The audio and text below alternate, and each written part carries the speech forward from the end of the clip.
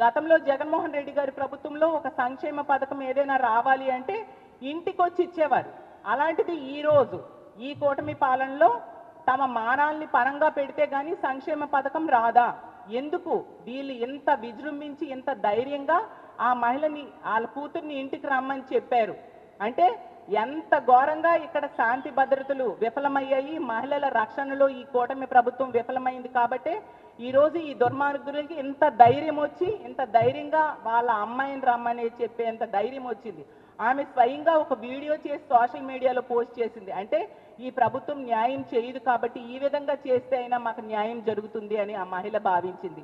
అంటే ఎంత దారుణంగా ఈ రాష్ట్రంలో లా అండ్ ఆర్డర్ ఉంది, మహిళల రక్షణ ఎంత దారుణంగా ఉంది అనే విషయం మనం అర్థం చేసుకోవచ్చు.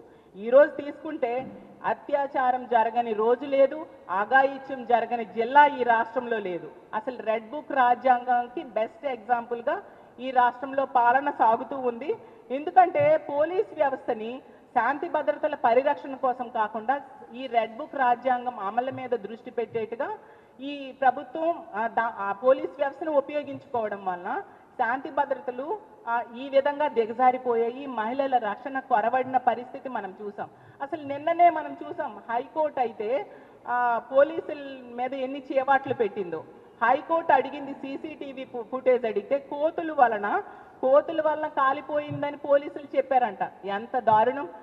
హైకోర్టు ఆదేశాలను కూడా పట్టించుకోకుండా పోలీసులు ఉన్నారు అంటే ఎంత దారుణమైన పరిస్థితులు ఈ రాష్ట్రంలో ఉన్నాయో, ఈ పోలీస్ వ్యవస్థ ఎంత ఘోరంగా నిర్వీర్యం అయిపోయిందో ఆంధ్రప్రదేశ్ రాష్ట్రంలో కూటమి ప్రభుత్వం వచ్చాక అనేది మన క్లియర్గా అర్థమవుతూ ఉన్న పరిస్థితి.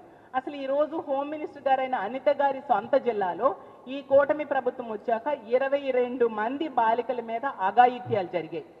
అసలు ఎంత దారుణమైన పరిస్థితులు నెలకొన్నాయో మనం అర్థం చేసుకోవచ్చు. ఒక మహిళా హోంమంత్రి ఉన్న జిల్లాలో ఇన్ని సంఘటనలు బాలికల మీద జరిగాయంటే ఎంత ఘోరంగా ఈ దుర్మార్గులు విజృంభిస్తూ ఉన్నారు అనే విషయం అర్థం చేసుకోవచ్చు. అసలు ఈ కూటమి ప్రభుత్వం అధికారంలోకి వచ్చాక ఇన్ని క్యాబినెట్ మీటింగ్స్ అయ్యాయి, ఏ రోజైనా శాంతి భద్రతల మీద దృష్టి పెట్టారా? మహిళలకి రక్షణ కల్పించడం మీద దృష్టి పెట్టారా? ఒక సమీక్ష మీరు నిర్వర్తించారా అని నేను అడుగుతూ ఉన్నాను.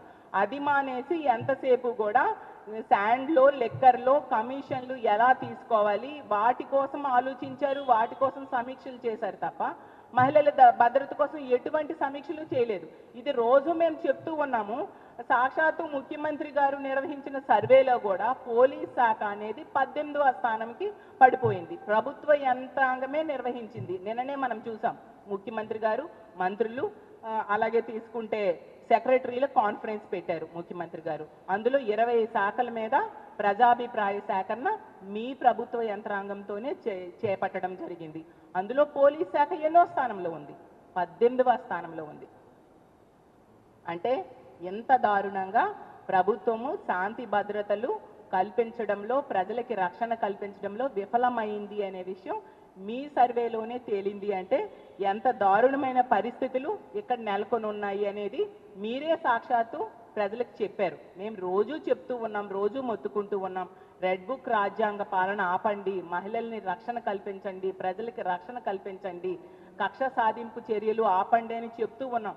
పోలీసు వ్యవస్థ నిర్వీర్యం చేసేశారు, దిశ యాప్ని ఈరోజు పని చేయకుండా చేసేశారు, దిశ వ్యవస్థ అనేది లేకుండా చేసేశారు, వాటిని పునరుద్ధరించండి అని ఎంతగా చెప్తూ ఉన్నా, ఎంత మొత్తుకుంటున్నా ఏ మాత్రమైనా మీరు పట్టించుకుంటూ ఉన్నారా? ఏ మాత్రం పట్టించుకోవట్లేదు సరికదా. ఈ విధంగా బాధితుల మీదే కేసులు పెట్టి వాళ్ళని జైల్లో పెట్టి అరెస్ట్ చేసే పరిస్థితిని ఈరోజు ఈ కూటమి ప్రభుత్వం తీసుకొచ్చింది. అసలు లా అండ్ ఆర్డర్ కాపాడేది ఎవరు? ముఖ్యమంత్రి గారు, హోంమంత్రి గారు.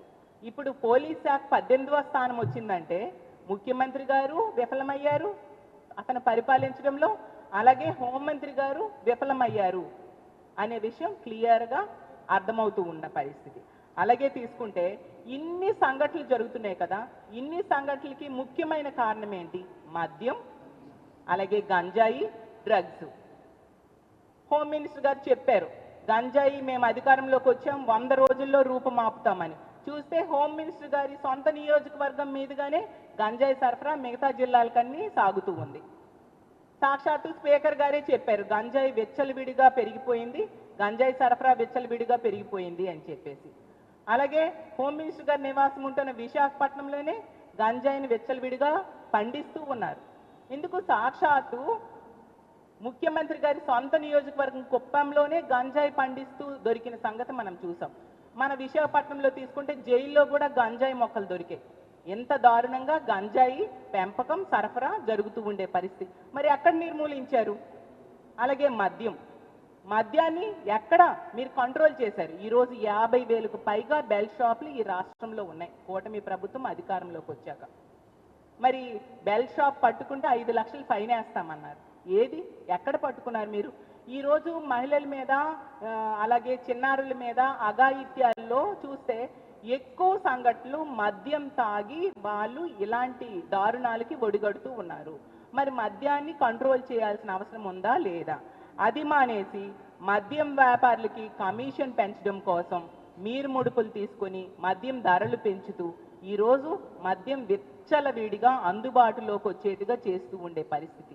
ఎంతసేపు ప్రజల సంక్షేమాన్ని పక్కన పెట్టి మీ స్వార్థ రాజకీయాలే చేస్తూ ఉన్నారు తప్ప మహిళల రక్షణ కానీ ప్రజల రక్షణ కానీ మీరు పట్టించుకోని పరిస్థితి క్లియర్గా కనిపిస్తూ ఉంది. ఒకవైపు మద్యం, ఇంకోవైపు గంజాయి, ఇప్పుడు కొత్తగా డ్రగ్స్ కూడా అందుబాటులోకి రావడం నిజంగా చాలా దారుణం. సాక్షాత్తు ముఖ్యమంత్రి గారి నివాసం ఉంటున్న గుంటూరులోనే డ్రగ్స్ దొరికాయంటే ఎంత దారుణం. ఈవెన్ విశాఖపట్నం, హోమ్ మినిస్టర్ గారి నివాసం ఉంటున్న విశాఖపట్నంలో కూడా డ్రగ్స్ విచ్చలవిడిగా దొరుకుతూ ఉన్నాయంటే ఎంత దారుణంగా శాంతి భద్రతలు పరిరక్షించడంలో ఈ కూటమి ప్రభుత్వం విఫలమైంది. ఇలాంటి దారుణాలకు కారణమైన మద్యాన్ని, గంజాయిని, డ్రగ్స్ని కంట్రోల్ చేయడంలో ఈ కూటమి ప్రభుత్వం విఫలమైంది అనే విషయం క్లియర్గా అర్థమవుతూ ఉంది. అసలు నిజం చెప్పాలంటే ఈ కూటమి ప్రభుత్వం అధికారంలోకి వచ్చాక మహిళల రక్షణ కానీ అలాగే ప్రజల రక్షణ కానీ గాలికి వదిలేసింది. 8 నెలలు పూర్తయినా కూడా ఎటువంటి చర్య తీసుకోలేదు. దిశ యాప్ని, దిశ చట్టాన్ని నిర్వీర్యం చేసేసి ఎంతసేపు హోమ్ మినిస్టర్ గారు చెప్తూ ఉన్నారు దిశ యాప్ లేదు, దిశ చట్టం లేదు, దిశ పోలీస్ స్టేషన్స్ లేవు. అసలు దిశ యాప్ అనేది కేంద్రం దగ్గర పెండింగ్లో ఉంది. మరి కేంద్రంతో ఎలియన్స్లో ఉన్న గవర్నమెంట్ దిశ యాప్ని దిశ చట్టాన్ని కేంద్రం దగ్గర ఆమోద ముద్ర వేసి దాన్ని అమలు చేసే బాధ్యత తీసుకోవాల్సిన అవసరం ఎంతైనా ఉందా లేదా? కాబట్టి ప్రజల్లో ఇప్పటికే చాలా తిరుగుబాటు వచ్చింది. ఇలాంటి సంఘటనలు కొనసాగితే మహిళలు ఖచ్చితంగా తిరుగుబాటు చేస్తారని తెలియజేస్తూ ఉన్నాను. ఒకవైపు మహిళలకి రక్షణ ఇవ్వట్లేదు సరికదా, మహిళలకి ఇచ్చిన హామీలు ఈరోజు కూటమి ప్రభుత్వం అధికారంలోకి వచ్చి 8 నెలలు అవుతున్నా గాలికి వదిలేసిన పరిస్థితి క్లియర్గా కనిపిస్తూ ఉంది. ఎన్నికల ముందు ఏం చెప్పారు? బాబు షూరిటీ, భవిష్యత్ గ్యారంటీ అన్నారు.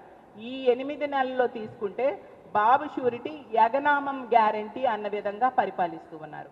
ఈ 8 నెలల్లో బాబు షూరిటీ, వెన్నుపోటు గ్యారంటీ అన్న విధంగా పరిపాలిస్తూ ఉన్నారు. ఈ 8 నెలల్లో బాబు షూరిటీ, భారం గ్యారంటీ అన్న విధంగా పరిపాలిస్తూ ఉన్నారు. ఈ రోజు తీసుకుంటే విద్యుత్ ఛార్జీల భారం విపరీతంగా పెంచేశారు. అలాగే తీసుకుంటే నిత్యావసర సరుకుల ధరలు విపరీతంగా పెంచేయడం జరిగింది. అలాగే రిజిస్ట్రేషన్ ఛార్జీల భారం విపరీతంగా పెంచేశారు సరికదా. ప్రజల జీవితాలు ఈ కూటమి ప్రభుత్వం అధికారంలోకి వచ్చాక తలక్రిందులు అయిపోయిన పరిస్థితి మనకు క్లియర్గా కనిపిస్తూ ఉంది. ఈరోజు తీసుకుంటే ఫీజు రీఎంబర్స్మెంట్ లేదు, అమ్మఒడి లేదు, అలాగే రైతు భరోసాను ఆపేశారు, చేయూతను ఆపేశారు, 0 వడ్డీ పథకాన్ని ఆపేశారు, ఆరోగ్యశ్రీని ఆపేయడం జరిగింది, మెడికల్ కాలేజీల నిర్మాణం ఆపేశారు, స్కూల్స్లో నాడు నేడు పనులు ఆపేశారు, వాలంటీర్స్ని తీసుకుంటే ఆ వ్యవస్థనే తీసేశారు. ఎంత దారుణమైన పరిస్థితులు నెలకొన్నాయో ప్రజలు ఎంత ఘోరంగా మోసపోయారో అర్థం చేసుకోవచ్చు. ఉద్యోగులను తీసుకుంటే ఈరోజు ఐఆర్ లేదు, పిఆర్సీ లేదు, డిఏ లేదు. అంత దారుణంగా ఉద్యోగుల్ని నెట్ట నిలువుగా మోసం చేశారు. ఇలాంటి విధ్వంసకరమైన పాలన, ఎంత మోసపూరితమైన పాలన ఈ రాష్ట్ర చరిత్రలో ప్రజలు ఏనాడు కూడా చూడలేదు అని తెలియజేస్తూ ఉన్నాను. ఏమంటారు మాట్లాడితే ఎన్నికల టైంలో సంపద సృష్టిస్తాను అన్నారు. ఎప్పుడు సంపద సృష్టిస్తారు? 2047లో మీరు చెప్తూ ఉన్నారు విజన్ 2047 అంటూ. అంటే అప్పుడు సృష్టిస్తారా? అప్పటి వరకు సృష్టించకుండా ఈ పథకాలన్నీ అప్పటి వరకు అమలు చేయరా మీరు అని ఈ కూటమి ప్రభుత్వాన్ని, చంద్రబాబు నాయుడు గారిని అడుగుతూ ఉన్నాను. ఎంత దారుణమైన దగా మోసం ఎక్కడైనా ఉంటుందా అని నేను అడుగుతూ ఉన్నాను. ఎంత ఘోరంగా ఈ కూటమి ప్రభుత్వం అధికారంలోకి వచ్చాక ప్రజల్ని నెట్ట నిలువుగా మోసం చేసింది. అసలు చంద్రబాబు నాయుడు గారు ఏమన్నారు? ఎన్నికల సమయంలో ఏమన్నారు? బటన్ నొక్కడం అదేమైనా పెద్ద పన, మూలనున్న ముసలమ్మ కూడా బటన్ నొక్కుతుంది అని చెప్పారు. మరి ఈ కూటమి ప్రభుత్వం అధికారంలోకి వచ్చింది, 8 నెలలు అయిపోయింది, ఇచ్చిన హామీలు ఏ ఒక్కటి నెరవేర్చలేదు. ఒక్క బటన్ కూడా చంద్రబాబు నాయుడు గారు నొక్కని పరిస్థితి. అంటే ఆ మాటలు ఇప్పుడు ఏమయ్యాయి? ముసలమ్మకి చేతనైంది, ఈ చంద్రబాబు నాయుడు గారికి చేత కాలేదా అని నేను అడుగుతూ ఉన్నాను. ఈరోజు ముసలమ్మకి ఉన్న విజను సామర్థ్యము చంద్రబాబు నాయుడు గారికి లేదా అని నేను అడుగుతూ ఉన్నాను. అసలు మాట్లాడితే విజనరీ అని చెప్పుకుంటూ ఉంటారు. అంటే విజనరీ అంటే 5 సంవత్సరాల్లో మేనిఫెస్టోని అమలు చేయకుండా 50 సంవత్సరాలకి డాక్యుమెంట్స్ రెడీ చేస్తాము అని చెప్తూ ఉన్నారు చంద్రబాబు నాయుడు గారు. దీన్ని విజనరీ అంటారా అని నేను అడుగుతూ ఉన్నాను. ఎంత ఘోరం చెప్పండి. మేనిఫెస్టోని 5 సంవత్సరాల్లో అమలు చేయకుండా ఎప్పుడో 50 సంవత్సరాల తర్వాత విజన్ 2047 అనుకుంటూ డాక్యుమెంట్స్ రెడీ చేయడం ఎంతవరకు సమంజసం? ఎంత దారుణంగా ప్రజల్ని మోసం చేసే ముఖ్యమంత్రిని గతంలో ఈ రాష్ట్రంలో కానీ ఈ దేశంలో కానీ ఎప్పుడూ మనం చూడలేదు అని తెలియజేస్తూ ఉన్నాను. అసలు డిప్యూటీ సీఎం పవన్ కళ్యాణ్ గారు ఏమన్నారు? చంద్రబాబు నాయుడు గారు ఇచ్చిన మేనిఫెస్టోకి నేను హామీ అన్నారు. ఇప్పుడు ఏమైపోయారు చంద్రబాబు నాయుడు గారు? నేను గ్యారంటీ అన్నారు. ఏది చంద్రబాబు నాయుడు గారు అమలు చేయట్లేదు కదా, మీరైనా చెప్పి అమలు చేయాలి కదా. ఇవన్నీ మానేసి ఈరోజు తీసుకుంటే పిల్లలకి ఇస్తానన్న తల్లికి వందనం లేదు, రైతు భరోసా లేదు, అలాగే నిరుద్యోగ భృతి లేదు, ఫ్రీ బస్ లేదు. అన్ని రకాలుగా ప్రజల్ని ముఖ్యంగా మహిళల్ని నెట్ట నిలువుగా మోసం చేశారు. ఏమంటే అసలు ఎన్నికల టైంలో వీళ్ళు ఏం చెప్పారు? మా జగన్మోహన్ రెడ్డి గారు గతంలో ముఖ్యమంత్రిగా ఉన్నప్పుడు చేసినవి ఇచ్చిన హామీల కంటే 2 చేస్తానని చెప్పి ప్రజలు నమ్మించి అధికారంలోకి వచ్చి ఈ రోజు తీసుకుంటే ఎన్నికలు అయిపోయి 8 నెలలైన ఏ ఒక్కటి అమలు చేయలేదు సరికదా. మళ్ళీ వీళ్ళు అమలు చేయకపోవడానికి వీళ్ళ చేతకానితనానికి కారణం మా జగన్మోహన్ రెడ్డి గారంట. ప్రజలు వీళ్ళ మాటలు విని నవ్వుకుంటూ ఉన్నారు. కాబట్టి ప్రజల్లో ఎప్పటికే తిరుగుబాటు మొదలైంది. అన్ని వర్గాల్ని నెట్ట నిలువుగా మోసం చేశారు. ముఖ్యంగా మహిళలకి రక్షణ లేదు. అలాగే మహిళలకి ఇచ్చిన హామీలు ఏ ఒక్కటి అమలు చేయకుండా మీరు పరిపాలిస్తూ ఉన్నారు. ఇలాగే కనుక కొనసాగితే ప్రజల మద్దతుతో మా వైఎస్ఆర్ కాంగ్రెస్ పార్టీ ముఖ్యంగా మా మహిళా విభాగం పోరాటం చేయడానికి సిద్ధంగా ఉందని తెలియజేస్తున్నాను. దయించి ఈ కూటమి ప్రభుత్వాన్ని వేడుకుంటున్నాను.